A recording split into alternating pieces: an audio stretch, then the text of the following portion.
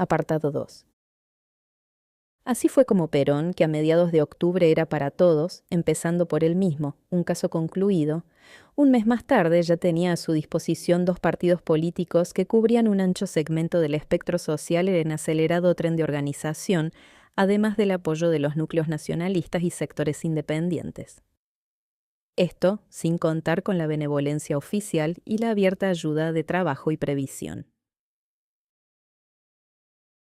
No era de extrañar entonces que Perón estuviera por esos días eufórico y desbordante de optimismo. Los locales laboristas y radicales renovadores empezaron a florecer por todas las ciudades del país, en sedes mucho menos pretenciosas que las unidades básicas que se establecieron más tarde. En Bartolomé Mitre al 900, en Cerrito al 300, sobre Avenida 9 de Julio, y en Lavalle al 1300, sobre Tribunales, los comités peronistas céntricos atronaban con su propaganda los aledaños y constituían un centro de incansable ajetreo. Las donaciones de algunos pocos amigos en buena situación económica habían posibilitado estas primeras instalaciones, así como las esforzadas recaudaciones entre los obreros adictos. Es muy probable que hayan llegado también aportes de grandes empresas, sobre todo las vinculadas a servicios públicos, aunque con desgano y a contracoeur, los responsables de los grandes intereses industriales y comerciales no podían dejar de apostar a una de las dos grandes apuestas en juego.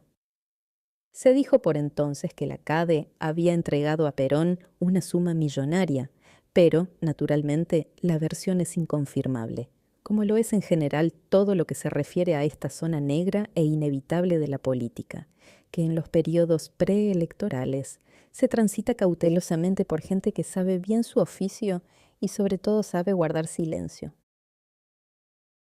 Lo que parece cierto en este aspecto de la financiación de la campaña de Perón es que ella aparentó ser mucho más pobre que la de sus adversarios y que no hubo ayuda financiera por parte del gobierno, salvo si se considera tal las facilidades canalizadas a través de trabajo y previsión.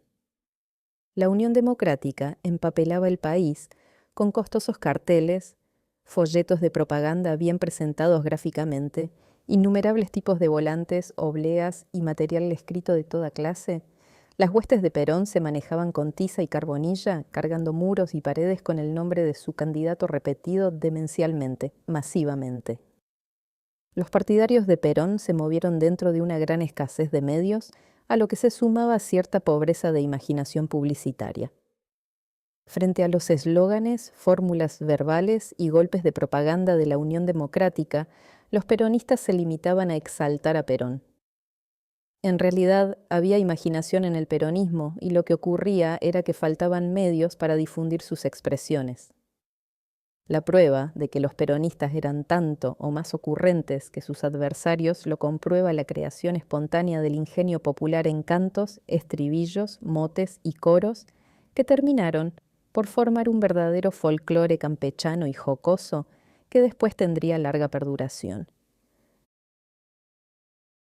Pero esto fue sucediendo a medida que la campaña se fue calentando, verano adelante, allá por enero o febrero de 1946. Ahora estamos recién en noviembre del 45, cuando todo era apresto en uno y otro campo, y por parte de Perón, su problema mayor radicaba en delimitar las jurisdicciones, competencias y botines respectivos entre laboristas y radicales renovadores, sin descuidar las otras fuerzas, inorgánicas pero efectivas, que también lo apoyaban. Y fue precisamente en la mitad de noviembre cuando la postulación de Perón recibió una ayuda indirecta y no buscada, difícilmente evaluable en cuanto a su efectividad, pero de todos modos altamente positiva. Pues el 17 de noviembre apareció la pastoral colectiva del episcopado argentino sobre los deberes cívicos de los católicos. Después de una serie de enunciaciones abstractas sobre la actitud de los ciudadanos frente a los poderes temporales, el documento recordaba concretamente que ningún católico podía afiliarse ni votar a partidos que sostuvieran en su programa la separación de la Iglesia y el Estado, postularan la supresión de las disposiciones legales que reconocen los derechos de la religión, proclamaran el divorcio legal o sostuvieran el laicismo escolar. El peronismo recibió con silenciosa satisfacción la pastoral, A los dirigentes laboristas venidos del anarquismo, el socialismo o el sindicalismo puro más o menos soreliano, no les daba frío ni calor el pronunciamiento de los obispos. Los nacionalistas, en cambio, batieron el parche clamorosamente. La pastoral confirmaba, decían en tribuna, que en la opción de febrero ningún católico podía votar contra Perón. Este, que jamás había tenido preocupaciones religiosas, captó instantáneamente la importancia del pronunciamiento episcopal y desde entonces se ocupó en formular, cada vez que le fue posible, manifestaciones públicas de catolicismo. No dejó de visitar los santuarios más populares en sus giras y trató de redondearse una imagen de soldado cristiano que duró hasta 1954. En las filas de la recién establecida Unión Democrática, por el contrario, la pastoral cayó como un balde de agua helada. Algunos de los notorios católicos que en ella militaban hicieron equilibrios retóricos para demostrar que el documento no debía interpretarse al pie de la letra y que era una simple recomendación que podía seguirse o no, según la conciencia de cada cual.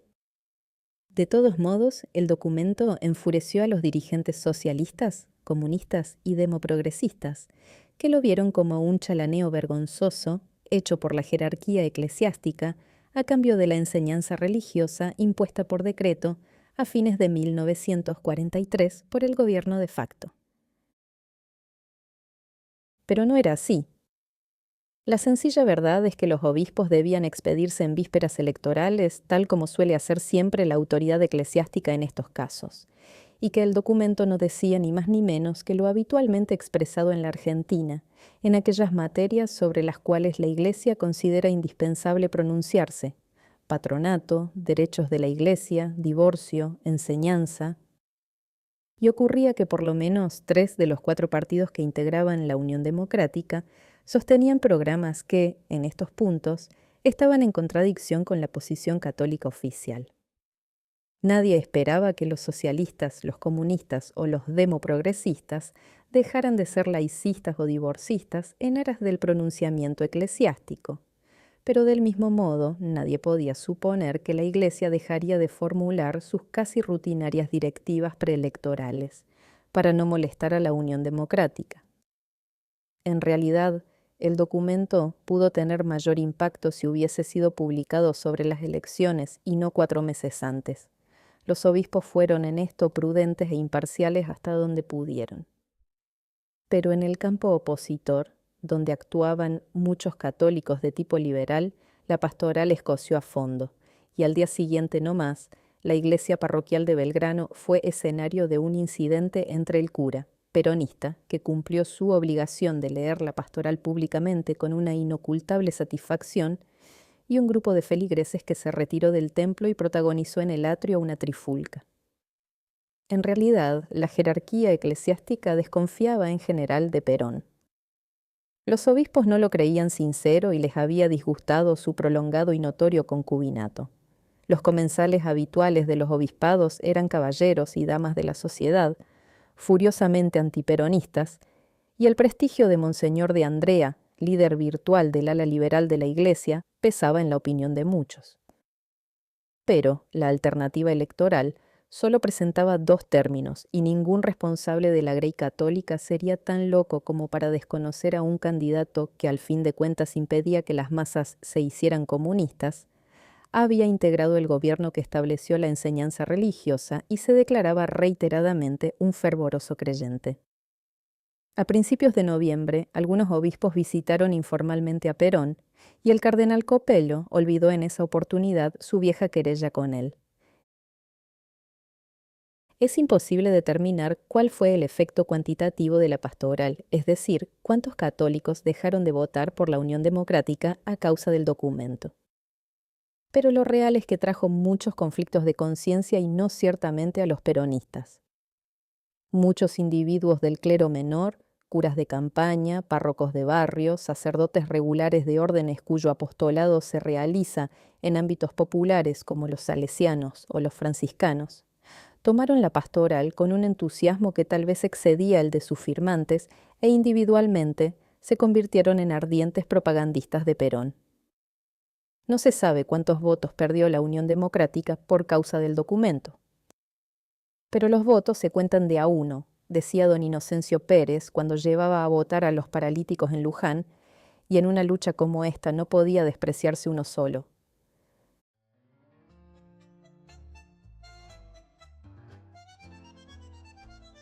¿Estás disfrutando este texto? Si te emocionó, te hizo pensar o te despertó alguna pregunta, ayúdame a seguir compartiendo la historia argentina. Suscríbete al canal y regálame un like. Es chiquito para vos, pero enorme para mí. Mil gracias.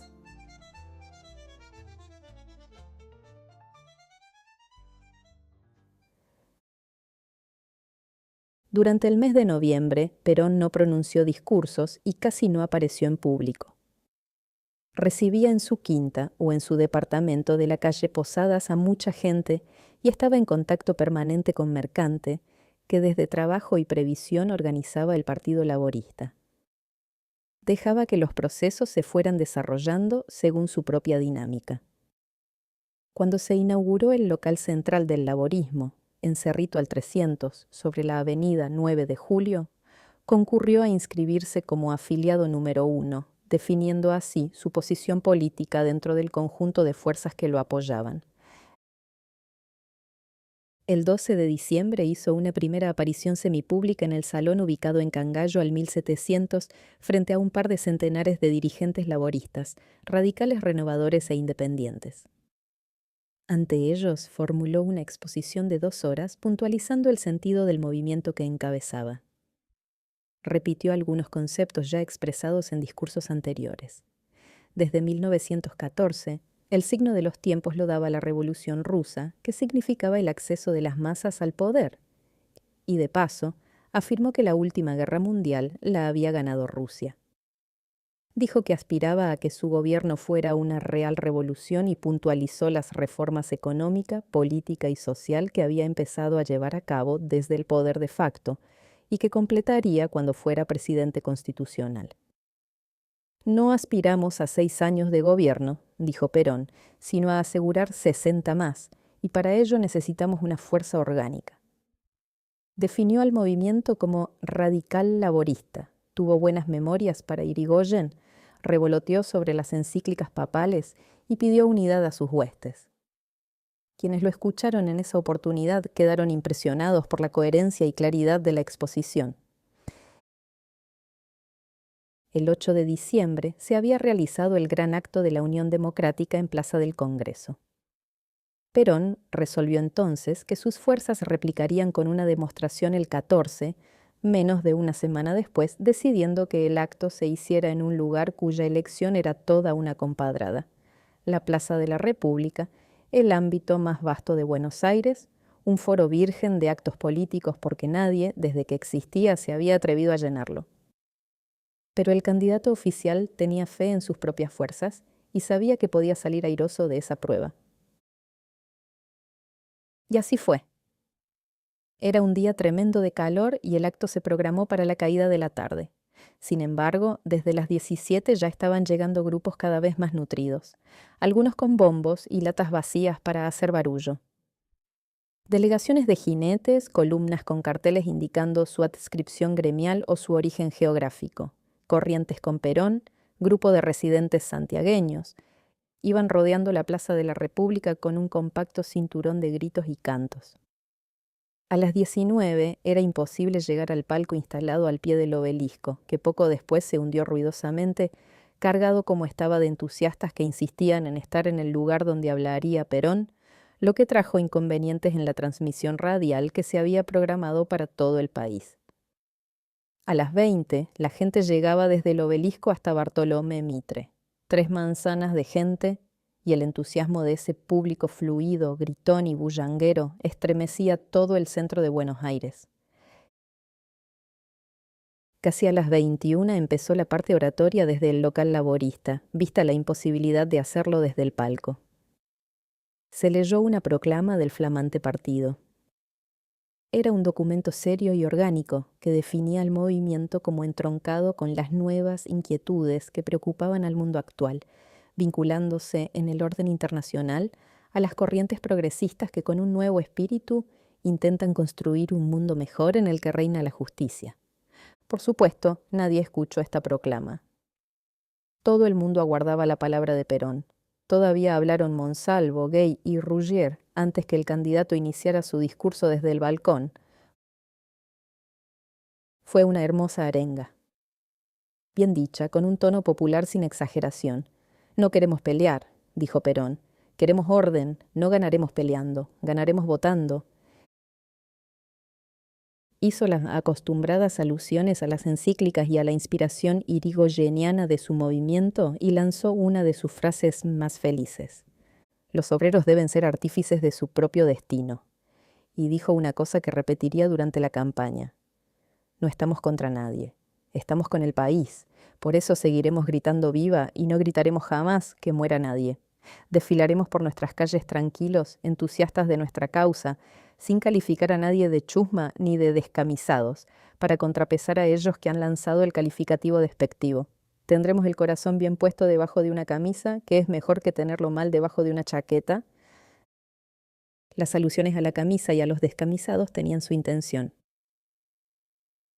Después de las jornadas de octubre, La Vanguardia aludió al pasar a los descamisados que habían invadido Buenos Aires. Enseguida la palabreja fue adoptada peyorativamente por la oposición, especialmente por los mastilingos, sin advertir que se estaba regalando al peronismo un peligroso motivo de propaganda. Hablar de descamisados era posibilitar una comparación entre estos y los sans-culottes, entre estos argentinos de 1945 y cualquier movimiento popular de reivindicación política y social acaecido en cualquier parte del mundo, en cualquier época de la historia. Los peronistas asumieron rápidamente el vituperio, y la camisa se convirtió en un símbolo de lucha, una palabra mágica, una afirmación del estilo populachero y fraternal del movimiento. Ahora, Perón institucionalizaba con su discurso la dichosa prenda. Después que terminó de hablar, mientras se demoraban las aclamaciones, alguien le puso en la mano el asta de una bandera con una camisa anudada a manera de estandarte. Sonriente, Perón tremoló la improvisada enseña sobre su cabeza en medio del delirio de la multitud. En ese momento el fotógrafo de un diario opositor captó la instantánea. Durante varios días se armó un clamoreo en el campo democrático acusando a Perón de haber agraviado la bandera argentina. Pero el gesto había dado jerarquía de categoría política a un signo que desde entonces el peronismo usaría permanentemente. En adelante fue un rito invariable en el peronismo sacarse el saco al empezar los actos. No tardaron en componerse poemas a los descamisados. Fue común en carteles y volantes el arquetipo plástico de un joven con los músculos tensos, el grito al aire y la prenda desacomodada, bien abierta sobre el pecho. Hasta se fundó una revista humorística con ese nombre. Ahora, después del impresionante acto del 14 de diciembre, Perón podía agregar un símbolo vivo e inequívoco para su acción, como lo habían sido las boinas blancas para los radicales o las alpargatas para los lencinistas. La Unión Democrática miró con desprecio esa simbología orillera y se burló de ella, afirmando que al sacarse el saco, Perón lucía una suntuosa camisa de 200 pesos. Pero el signo institucionalizado por Perón siguió triunfante su camino, presidiendo manifestaciones y agregando al recién nacido movimiento un elemento más para su folclore. Además de la camisa simbólica, ese mes de diciembre arrimó al campo peronista otras ayudas más efectivas. Desde fines de julio aparecía el semanario Política, acaso la mejor publicación de índole política que se haya hecho nunca en el país. En diciembre, Política mejoró sus características gráficas y empezó a alcanzar altos índices de venta. La dirigía Ernesto Palacio, un exuriburista convertido más tarde al radicalismo irigoyenista, y colaboraban en la hoja Antiguos Forjistas y Radicales Renovadores. Excelentemente diagramada, escrita con inteligencia y organicidad, fue la primera voz del peronismo que intentó formular el entronque conceptual del movimiento con las grandes corrientes de la historia argentina. Un vibrante tono nacional, una preocupación americana ausente hasta entonces en la temática peronista singularizaban la prédica de Política, que entregó su última edición el 4 de junio de 1946, cuyo estilo superaba la vetustez retórica de la época y el sospechoso tufillo de tribuna, demasiado parecida a anteriores expresiones del nacionalismo más extremista. Otra ayuda positiva fue el diario Democracia, cuyo grupo organizador dio a luz este matutino a principios de diciembre. Sus redactores no estaban vinculados a Perón en el plano partidario, pero compartían en líneas generales su posición. Además de rescatar para el campo peronista la palabra que le servía de título, monopolizada hasta entonces por la oposición, Democracia alcanzaba por la mañana el alimento diario que consumía el público peronista, reiterado a la tarde por la época, además del que servía tribuna. De este modo, a mediados de diciembre, la candidatura de Perón contaba con el apoyo de 3 diarios y un semanario en Buenos Aires, hazaña que no pudo repetir en el interior, donde casi todos los diarios apoyaban a la Unión Democrática y no fue posible montar estructuras aptas para editar periódicos cotidianos. Aunque esta artillería periodística no podía enfrentar a los diarios tradicionales, jugados enteramente por la Unión Democrática y cada vez más parciales y comprometidos, representaban al menos una línea de fuego y permitían al peronismo expresarse dentro de diversos tonos y modalidades. El Frente Periodístico Peronista se completaría, un mes más tarde, con una revista semanal desfachatada y graciosa, descamisada, que atacaría a la Unión Democrática desde el 1 de mayo vulnerable flanco del ridículo y habría de servir de réplica a Cascabel, semanario humorístico que aparecía desde 1941 y cuya primitiva posición independiente había ido derivando hacia un antiperonismo de tono festivo, y con una revista semanal de gran tiraje, Ahora, que aparecía desde varios años antes y cuya dirección olfateó la dirección en que soplaba el viento popular. A fines de enero, cuando la embajada norteamericana denunció a Ahora como subvencionada por los nazis, la revista se volcó total y fervorosamente a la candidatura de Perón.